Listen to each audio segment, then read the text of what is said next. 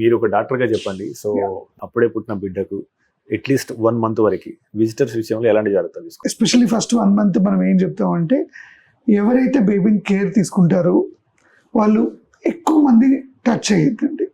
1 or 2 people only you take. దానివల్ల ఏమవుతుందంటే వాళ్ళకి అలవాటు అయిపోతుంది. హ్యాండ్ హైజీన్ మెయింటైన్ చేయడం కానీ, చేతులు కడుక్కొనే వాళ్ళు బేబీని టచ్ చేస్తారు.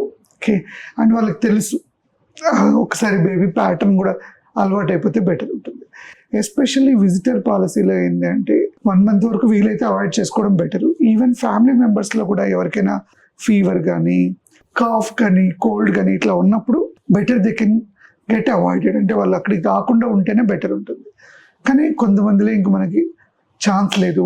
వాళ్ళు వచ్చి టేక్ కేర్ తీసుకుంటేనే మదర్కి కూడా మంచిగా ఉంటుంది అనుకుంటే అట్లీస్ట్ కొన్ని మనం practices like wearing a mask, cough cold ఉన్నప్పుడు ఒక మాస్క్ పెట్టుకొని హ్యాండ్ మంచిగా క్లీన్ చేసుకున్నాకనే టచ్ చేస్తే అట్లీస్ట్ మనము ఇన్ఫెక్షన్స్ని తగ్గించడానికి ఉపయోగపడుతుంది.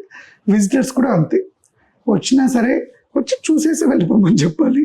ఎక్కువ టచ్ చేయడము, బేబీని దగ్గరికి తీసుకొని డైరెక్ట్గా కిస్ చేయడము, ఇవన్నీ ఎంత వీలైతే అంత అవాయిడ్ చేస్తేనే బెటర్ మనకి.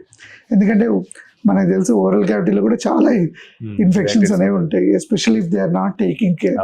వాళ్ళకి డెంటల్ కేరీస్ ఉండి, లేకపోతే వాళ్ళకి ఏదైనా థ్రోట్ ఇన్ఫెక్షన్స్ ఉంటాయి, అవన్నీ బేబీకి ట్రాన్స్మిట్ కావడానికి ఛాన్సెస్ ఉంటాయి మనకి. మెడ్ ప్లస్ లో అదే మెడిసిన్, అదే క్వాలిటీ, మార్కెటింగ్, డిస్ట్రిబ్యూషన్, ఇంకోటి అంటూ వీళ్ళకి అదనపు ఛార్జీలు ఉండవు. అందువల్లే 50 to 80% డిస్కౌంట్ లో మనకు అందిస్తున్నారు.